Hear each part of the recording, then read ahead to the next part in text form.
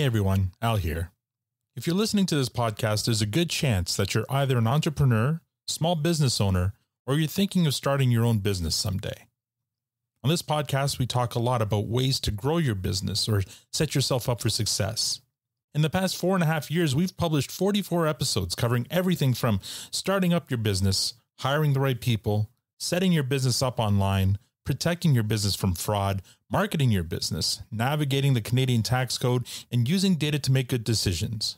But there is one topic we have yet to cover, and it's one that 100% of all businesses absolutely need to deal with, and that is what happens when you, the owner, want to retire. We can't work forever. Most of us look forward to a day when we don't need to work anymore. So what happens to your business when you're done with working? Will you just shut it down? What about your employees? Did you know the average age of a Canadian small business owner is 58 years old? That means that over the next 15 to 20 years, these businesses are going to need to figure out what they're going to do after the owner retires. This phenomenon has actually been given a name, the silver tsunami. A bit dramatic, I know, but it's real. So what will these businesses do? Will they sell? Close down? Are there any other options? Well, of course there are. This month, I'm going to talk to an assistant professor at Queen's University and a succession planning expert from a large Canadian business consulting firm to learn more about these options. And why? Because it's just good business.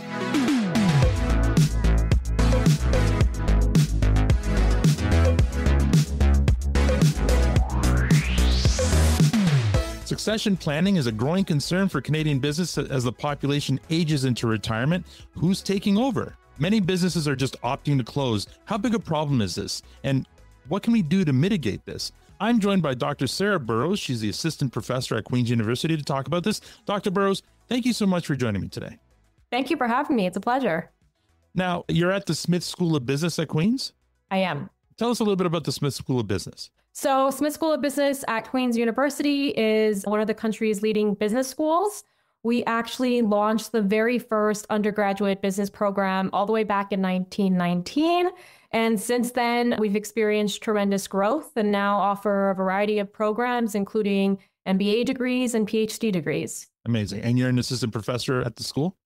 I am. Very cool. Thank you so much for joining me today to talk about succession planning. Now, a recent study by MMP talks about the silver tsunami, very scary words, in Canadian business where owners are retiring without proper succession planning. Those businesses are simply just closing. Now, first of all, is this something you're seeing? Yes. The short response to that is yes, definitely. And so that MNP report talks about how 2/3 of business owners don't have a formal succession plan in place, and that about within the majority of which are planning to retire the next 5 to 10 years. And so this trend is also more concerning for certain sectors like agriculture, which once again, the majority are family owned and many of which do not have these formal succession plans in place. The other thing that I do want to highlight with regards to the silver tsunami, in many ways, this was actually compounded by in 2023, the federal government changed our tax exemption laws. And so essentially what happened was this change limited the ability for business owners to claim lifetime capital gains during family succession. And so this really great 2023 KPMG survey of family-owned businesses showed how this additional pressure led many business owners to rush into succession before this took effect in 2024. And several of the business owners admitted to rushing into succession, even though they believed that next generation wasn't fully prepared yet. Going back to that MNP report that you referenced, as of today, in 2025, the average age of a Canadian business owner is 58 years old. Again, many of those do not have succession plans in place. And so I think for small business owners, the key here is to start early. And in the case of family-owned businesses, of course, that predecessor often wants the child as the ideal successor. That isn't always a possibility. No. And so informing ourselves about different options, and one of them that I'd love to highlight is the rise of employee ownership trusts that we're starting to see. And essentially, in brief, EOTs allow the business to be sold to a trust that holds the company on behalf of employees. And so instead of employees buying direct, like individual shares, the trust owns the company collectively, and employees benefit from its profits and long-term stability. And why this is such a great option potentially for business owners is because founders have put their blood, sweat, and tears into building what is effectively another child. Yeah. And so they want a certain vision and they want to protect their employees and the community. And so this could be a really great alternative that we're now seeing to see more of in Canada. I can certainly attest to the whole family-run business or the generational business. It's not as common as it used to be. I've traveled across the country interviewing small businesses for the Yes, We Were Open podcast. And I've met with smaller family-run businesses. And yeah, obviously the kids want to do their own thing. They don't not interested in running mom and dad's business anymore.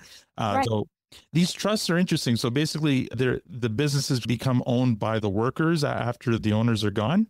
Exactly. And so this, for some reason, this really was not popular or being talked about for many years in Canada. And recently, and I think in response to the recognition that this silver tsunami is happening sooner rather than later, what can we do in response or to help prevent so many of these businesses from just effectively closing?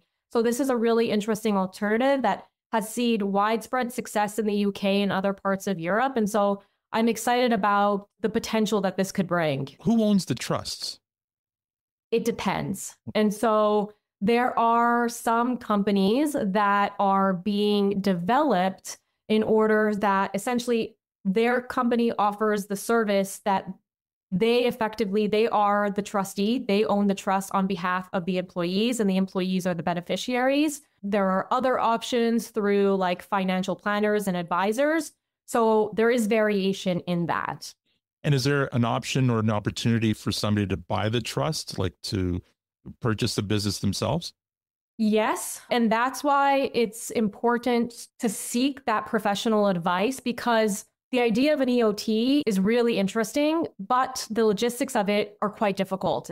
The bigger idea here is the goal is for continuity of the business and stewardship of that business. And so sometimes if you're just going with a fiduciary expert, they're just more so thinking about the finances and the legalities of it. Right. But what are the implications from a management and a stewardship perspective? So finding companies that offer that more holistic service that are going to help with the leadership transition as well is really key.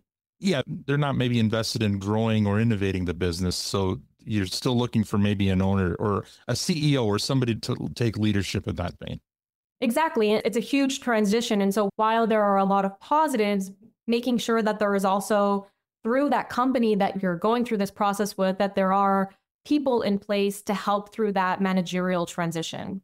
I'll also highlight here is that there oftentimes with regards to family-owned businesses, there is that apprehension to professionalize. And as you mentioned, it might be that the next generation doesn't have an interest, or maybe they're just not ready yet. And so I would encourage those family business owners to remember that maybe in between, as you're preparing that next generation to have the skills necessary to take over, hire a non-family CEO. While you remain with the ownership from a family perspective, you're now leaning on non-family members for outside ownership. And that's okay too. And that could be a useful intermediary step.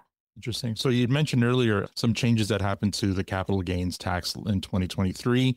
The more recent trade challenges that are happening can't help the situation either. So what's going on with that?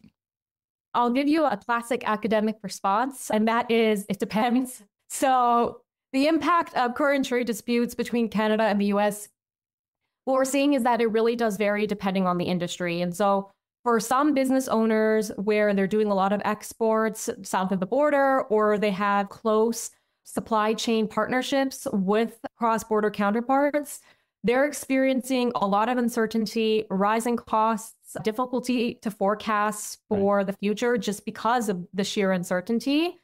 But I also want to highlight that other businesses might not feel any difference at all. And we're actually seeing some local businesses see an uptick in revenue. And that's a lot of businesses in the tourism and hospitality sector. And we're seeing that as there's been this rise to travel domestically and to show our solidarity by buying Canadian. So there are also opportunities, I think, being had for certain businesses.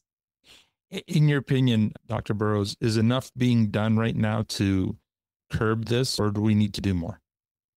That's a tough question. I think things are just changing on almost a daily basis, it seems. And so while, yes, I think that from a holistic perspective, we need to be doing more to support our entrepreneurs, who I fundamentally believe are the backbone of our economy. I also understand from the other perspective, from the government perspective, that it's really hard to plan for something when there is such volatility in what is happening. There's a move, obviously, by a Canadian movement, elbows up to support our own, and a lot's being done in that capacity right now. Is it possible? Can you put on your prediction hat and say, in the foreseeable future, can you predict what's going to happen with the Canadian economy? Ooh, no pressure there. I won't hold you to it, but we know things are always changing, but it's always good to find out from experts like you. Yeah, I do want to acknowledge the huge uncertainty that is facing small businesses in Canada. And that's not just from trade tensions. We're seeing rapidly evolving technologies like Gen AI, shifting economic conditions in our own country.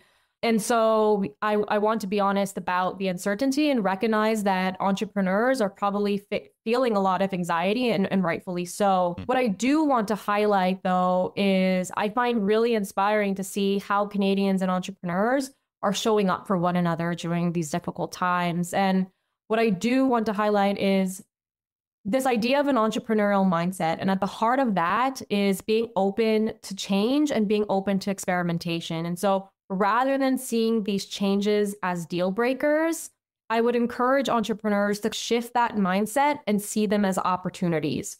So, for example, in face of these trade uncertainties, what does this mean for your ability to potentially diversify your supply chain or expand into new markets that you hadn't ever really considered because you didn't have to consider? And I think that openness to adaptation and that resiliency is really at the core to being an entrepreneur. And again, in my travels with the other podcasts, I've seen a lot of this already with small businesses. And also as interprovincial trade barriers drop, there's more of those opportunities, right? Most definitely. I was listening to the news this morning, and one of the financial experts was saying that this interprovincial trade has the opportunity to lead to like an increase of $250 billion to our economy. Yes, let's be doing things like that. Yeah, because in the end, we'll end up stronger anyway by doing that work internally. Exactly. Dr. Burrows, this has been great. Thank you so much. If folks wanted to learn more or find resources on succession planning, where would they go? Yeah, most definitely. Listeners can find me on LinkedIn or through the Smith School of Business website. For more general resources on succession planning, especially for family business support, definitely recommend checking out Family Enterprise Canada and the Family Firm Institute. And then for a more general resource, especially for professional support, highly recommend checking out the Business Development Bank of Canada. I'll include links to all of those in the show notes below. Thank you so much for your time today, Dr. Burrows. Thank you so much for having me, Al. It's been a pleasure.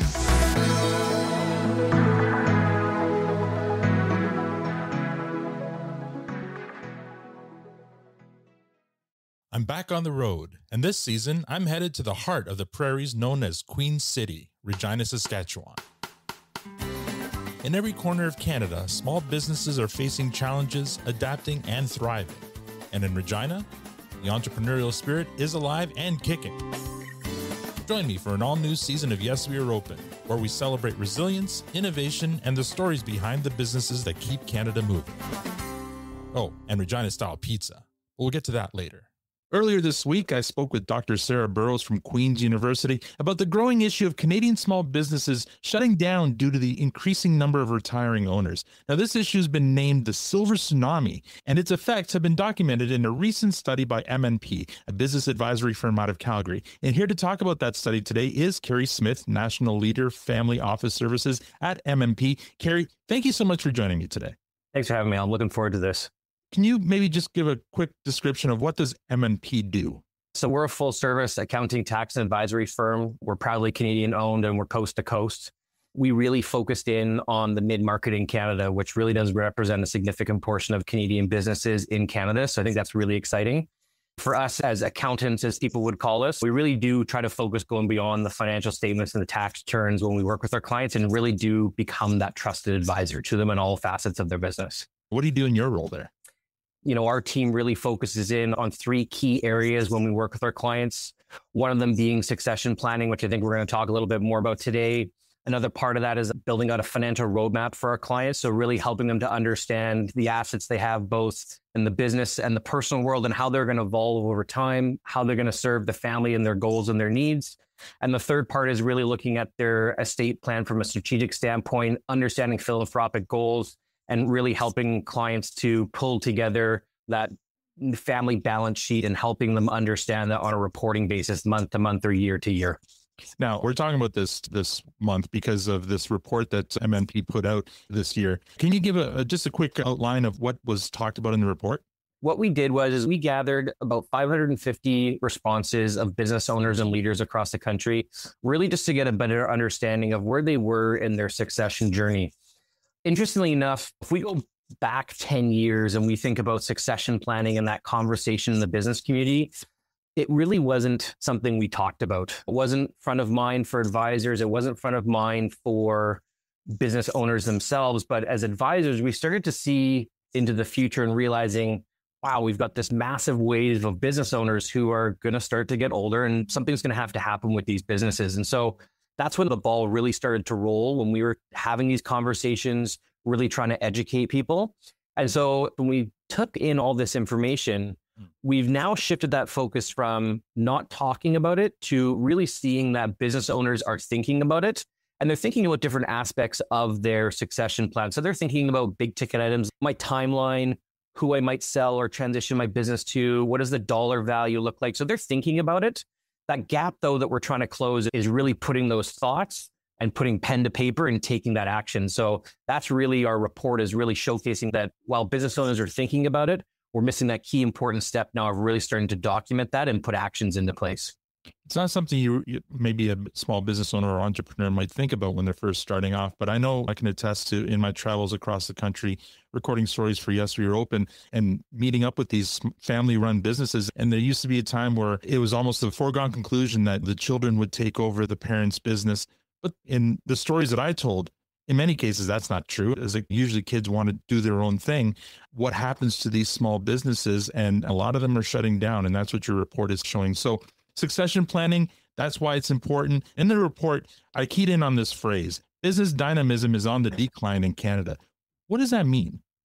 Yeah, no, that's a great thing to pick up on. And that was part of a Stats Canada report. When we look at dynamism and we look at how we measure that, it's really looking at entry rates into business, exit rates out of business, and really the growth rates of those businesses. So it's the beginning, the middle, and the end, and we're looking at what's acting there, right? So when there's a decline, we're generally either seeing fewer new businesses being launched. It could be that existing businesses are growing more slowly, or there's fewer exits of those businesses. And so it could be a combination thereof of those different aspects. When we looked at our report and we were seeing where business owners were struggling, and we saw that report from Stat Canada, I think that growth rate of business slowing down may be partially due to business owners getting close to that next phase and really just having uncertainty of what the next steps looks like for their business. Yeah. And so when you have that uncertainty and you're maybe not sure what your next steps are, that can sometimes close down in on business's ability to grow. And so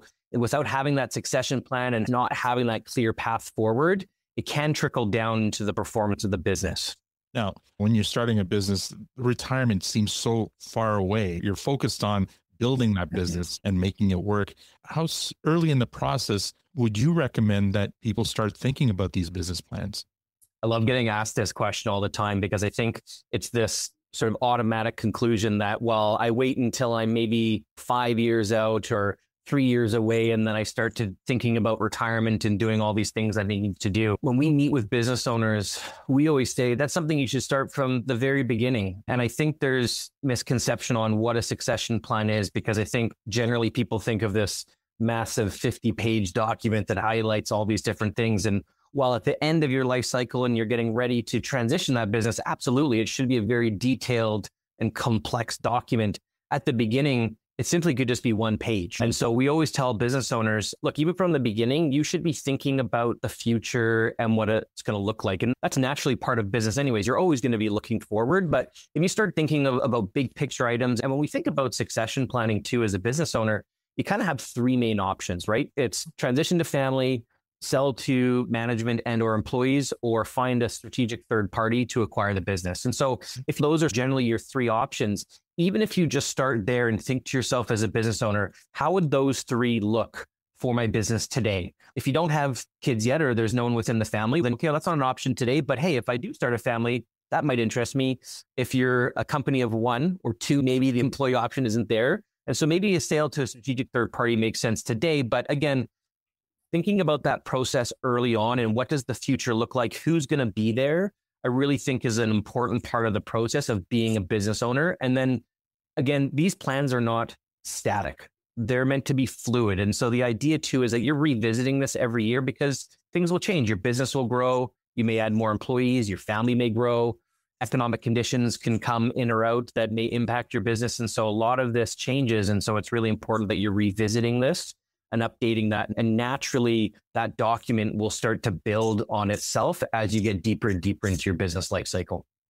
So can you maybe tell us an example of a business plan done well? Absolutely. It's always nice to be asked that question. I think sometimes people are interested in the opposite of that, but for the bad stories, there's always a bunch of great stories as well. And I can think of one client, and they really took it to heart on that whole starting early piece.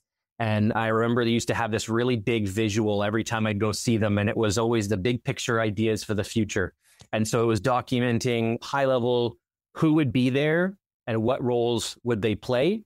And then they would look at the different off ramps, which I just talked about, and they called them off ramps. And so it was sale, employee sale, or keep it in the family. And it was always just this big picture document. And for years, it was always getting updated. What does these look like? How do things change? They were already on second generation. So two generations were working together. Interestingly enough, the generations working together were in-laws, wasn't actually direct from that aspect. But it was great to see because they had a very strong vision for the business and what the business was. And they were able to directly tie that into what the future looked like from a succession standpoint because they knew who they were and they were able to take that big picture thought. Now we're deeper into the process. Now things are becoming a lot more complicated and detailed than what we have documented just with regards to being a family employee, being a family owner. What does that look like? How is a transition plan going to happen? And they're really looking at two options, which is third generation transition or potentially to employees. That's where they've really honed in on. So now we're looking at what do those options look like? Interestingly enough, no, they still always revisit that sale to a strategic third party more to help them reinstill that the first two options fit who they are as business owners and who they are as family members. So I think that's just a great story when I work with that client and that group. I just love seeing the evolution that they've encapsulated. Now, I like focusing on the positive stories first, obviously, but there are risks. If you don't have a succession plan in place, obviously you can sell or shut the business down, but what are some of the other risks that you might encounter? Yeah, interestingly enough, I think you're right there where when we think about not having a succession plan and businesses being impacted, we naturally go to the decrease in value and the loss of what that might look like. And 100%, I believe that's obviously something you want to focus on and think about. But when we talk to clients about it and when we talk to anyone about it, in reality, there's the two quiet things in the background that sometimes get overlooked that we will always like to talk about. And so the first one is the impact on the employees. And so when we think about small businesses in Canada, there's many people in this country rely on their livelihood by being employed by these businesses. And so if these businesses don't have succession plans or are not able to be going concerns into the future, there's a significant risk to those who are employees of these businesses who are going to obviously feel the impact in their own personal lives. So there's that aspect to think about too on why succession planning is so critical and the impact. And the other one is the impact on the family.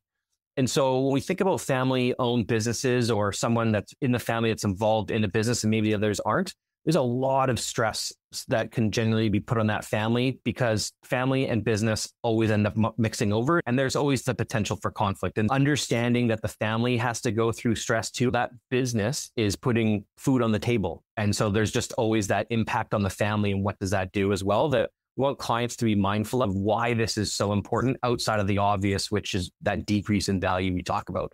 In my travels, as I mentioned, sometimes it wasn't that the kids didn't want to take on the family business. Maybe they were just still too young or not experienced enough or not ready to do so. These days, families are starting later and later, right? What are some of the options that you can do where it's maybe the next generation wants to take over, but just aren't quite ready yet?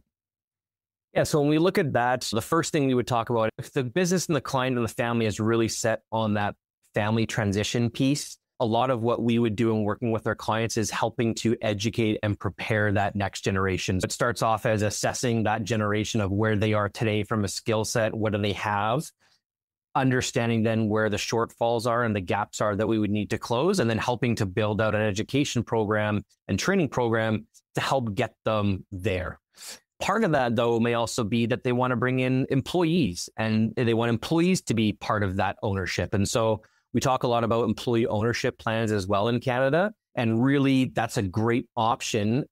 And when we talk about options for succession, when we say sale to family, sale to third party, or sale to employees, they're not exclusive of one another. We're starting to see a lot more hybrid versions of these where in a scenario like that, maybe we are keeping a piece for the family, but the other part of the business is now going to go to employees through some form of employee ownership plan.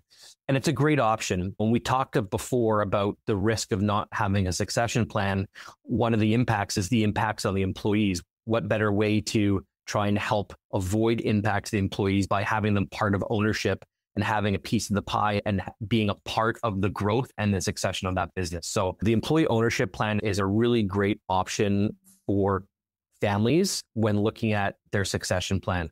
It's really important when doing something like that, though, that you are working with a group of advisors who do focus in on this space and truly understand. As we were talking before, there's a lot of different options when it comes to employee ownership plans, different structures. There's been some recent announcements too from CRA as to how you may want to structure those. And so it's really important for business owners to sit down with a professional and understand what are all those employee ownership options in front of them. How does that look? Because a lot of them will have pros and cons really based on what is the outcome that family is looking for and what's going to meet the needs of the business too, which is really important. Two separate conversations at the end of the day.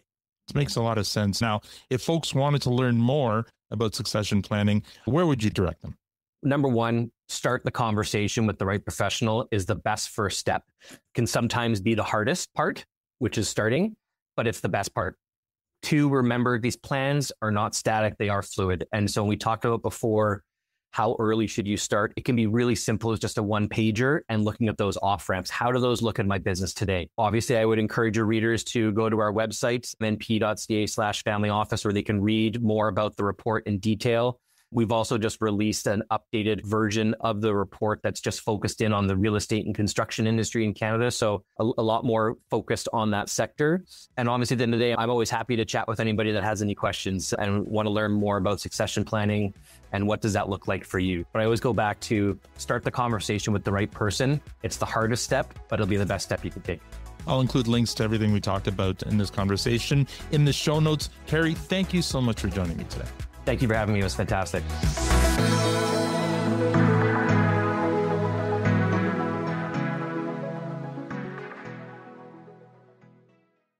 I'm joined by Irene Pabla. She's a sales and marketing intern at Moneris. Irene, thank you so much for joining me today. Of course. Thank you for having me. So we're talking about the July calendar of events. What do you have for us? Moneris is actually going to be sponsoring the 2025 Soulfest Music Festival in Montreal downtown. It runs from July 10th to the 13th. And what the festival is basically a celebration of soul, Motown, funk, and R&B. So there's a lot of unique and interesting artists that are coming in, and it should be a really fun time. Great reason to visit Montreal. So if folks want to learn more, where would they go? For tickets and for artist announcements, please head to soulfestmtl.com. Amazing. Do you have anything else? We have another event, the Canadian Food Truck Festival. We are going to be on site at the Burlington Festival, which is from July 18th to the 20th, and then in the Toronto Festival from August 1st to the 4th. And admission is free, so if you guys would like to stop by, it's a great time with a lot of different entertainment, local vendors, and a lot of family activities. I love the food truck festival. Actually, my family and I are probably going to go to the Burlington one. So looking forward to that. If folks want to learn more, where would they go? They just go to the CanadianFoodTruckFestival.com. Great. Thank you so much for your time today, Irene. Thank you for having me.